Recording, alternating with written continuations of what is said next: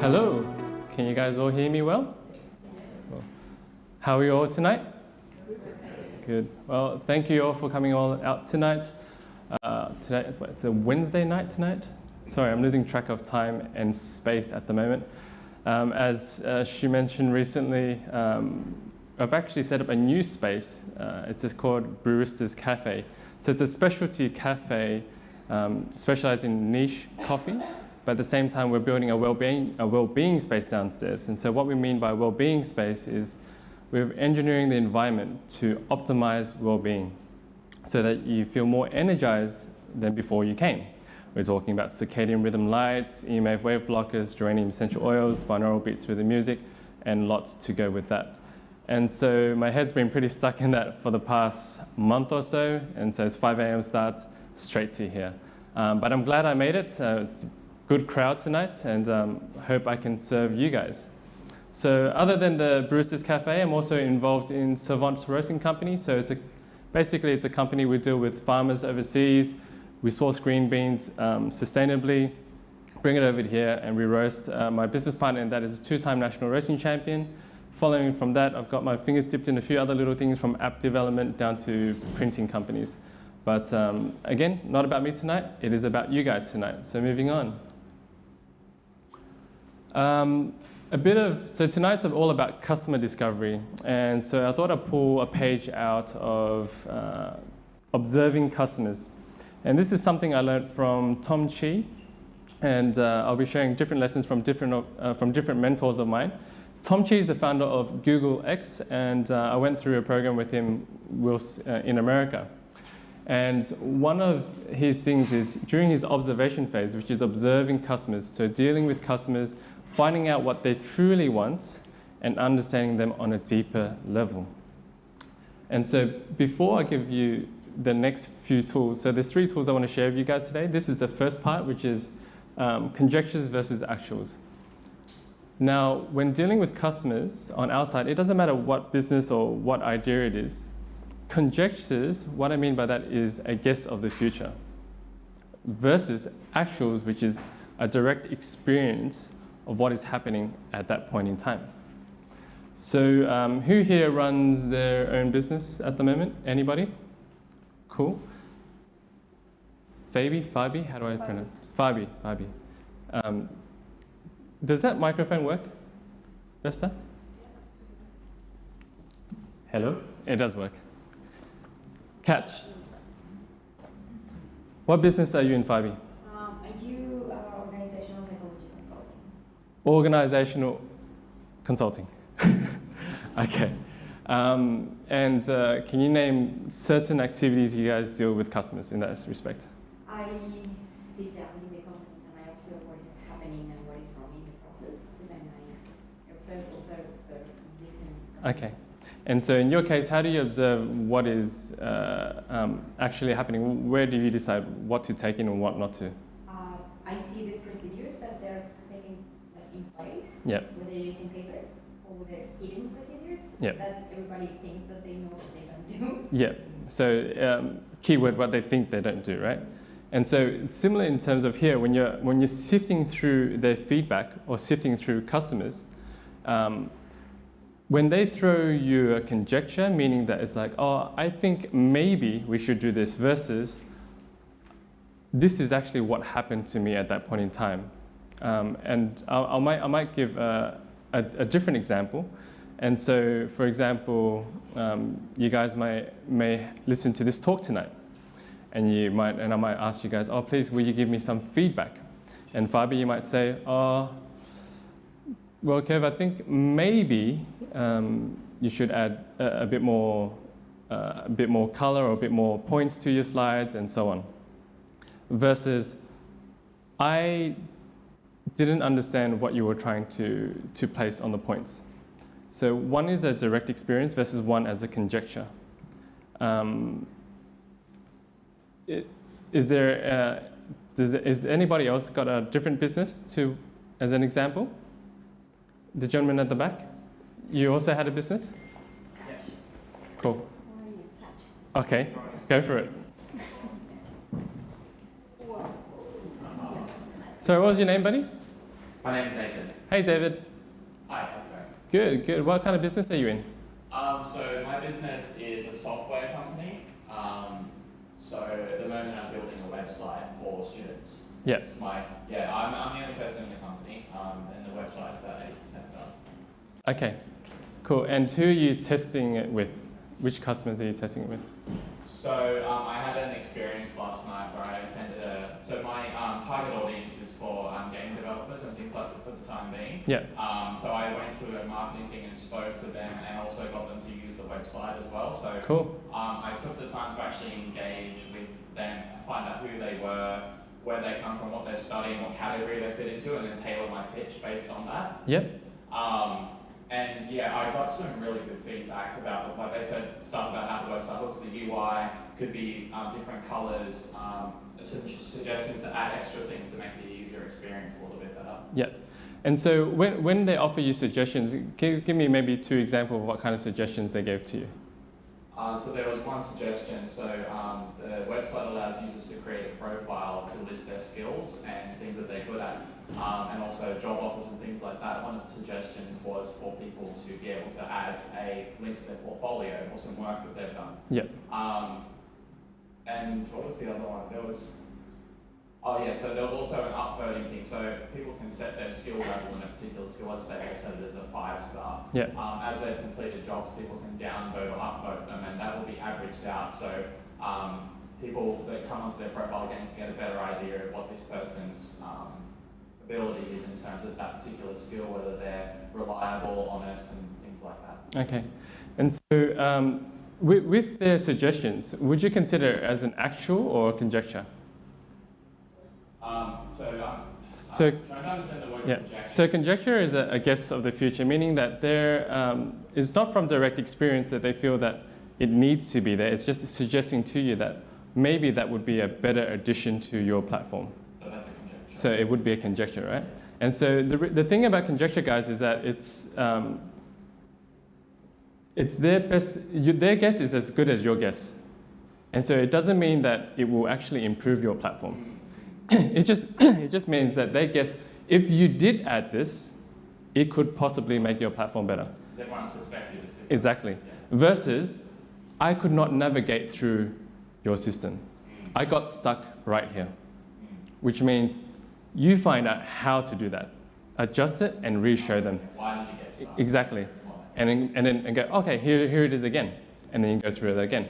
And so that brings me on to my next point, which is positive negative cues in a third person perspective. And this works really well with yours. And so if you were to show your website to a different person, and you had one more person observe, taking notes, while you ran them through your site, the other person, while asking questions, while you ask them questions, you could get the other person to observe where they have peak positive or dips in negative emotions.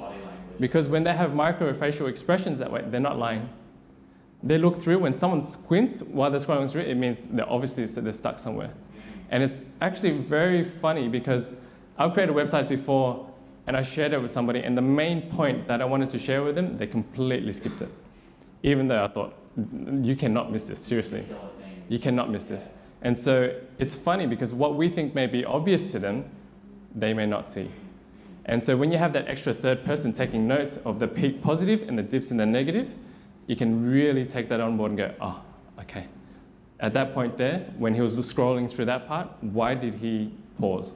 Why was he confused? Or why did he look like in the sense that he did not understand what was going on? I had the fortune of actually recording a lot, like immediately after each interaction, I would write down what their responses were, like how they reacted to how I was marketing to them, and that was definitely helped. But yeah, it'd be good to have a second person there, I think. That's it. Well, anyway, thank you so much. Thank you for. So I hope that gives a better idea into conjectures versus actuals. The next part of Tom's teachings in that sense is asking specific questions on a scale. So for example, one of the examples that I use is when we were developing the triple brie drink, which is essentially a drink, it's basically a smart drink that increases focus and energy. And so one of the questions I asked them from 0 to 10 before you drink this, and they don't even know what they're drinking, right? There's no label on it. Before you drink this, what is your energy on a rating of 0 to 10? 10 meaning high energy, 0 meaning low energy. And so they'd say, I'm at a 6. And I asked a few of those people that question. And then the second question is, after 5 minutes of ingestion or 10 minutes of ingestion, what is your energy levels now? And if it wasn't a clear increase of a higher rating, then it didn't work. And so that's what they use. You can use, have you guys heard of a website called Get 5-Star Reviews? You can basically essentially post a few questions in there, show it on an iPad, go around to different customers, find different customers and observe through those questions, get some results and feedback from them. And so it goes down to the next one is that, well then, Kevin, how many people do I actually need to show it to? And that brings me to, it's called the cookie parable. And so, for example, if me and Nathan had a really good cookie recipe, you know, we thought, man, this is going to be game over. Like, as soon as everyone tastes this, we're going to make absolutely millions. So me and you, we go out, we set up a little store, we bake 100 cookies, and we go, okay, we're going to sell out so soon. We start selling the cookies, 10 people purchase it, and then the 10 people come back and they're feeling sick. What do we do? Do we keep selling the other 90 cookies, or do we stop there? To analyze why they're feeling sick. Yeah, but the show has to go on. Remember, we're on sale still. So do we stop selling, or do we keep going? Keep going. You keep going. So there's 10 people that's sick, Nathan, and you still want to sell the other 90 cookies to people. So it's a bit, what I mean by that is we shouldn't keep selling. We shouldn't. The reason why we shouldn't is because we're already hurting people. And so the point of this cookie parable is that you don't need to get feedback of 100,000, 150,000 people to see if your idea has a point. If you've created something and you want to test it quickly, and you've sent out a few questionnaires to a few different people, if people are rating it a 2 out of 10, you're clearly not doing well in whatever you're trying to do. But if people are rating it quite high, then it's great, then no problem. Yeah? Now, to go deeper into understanding customers, so this is a concept that I've learned from Tony Robbins. Most people know Tony Robbins, yes, yes. I'm a big student of Tony Robbins. I've traveled around the world quite a bit, studying extensively with him. And a basic concept that he shares is that every human has these 6 basic human needs. That is certainty, which is the need to feel safe and comfortable. Uncertainty and variety, because if everything was certain in their lives and nothing would change, then life would be very boring, which is why people want a bit of spice in their life.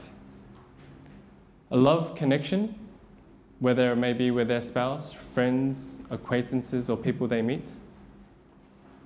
Significance, basically feeding the ego, the need to feel important, the need to feel valued.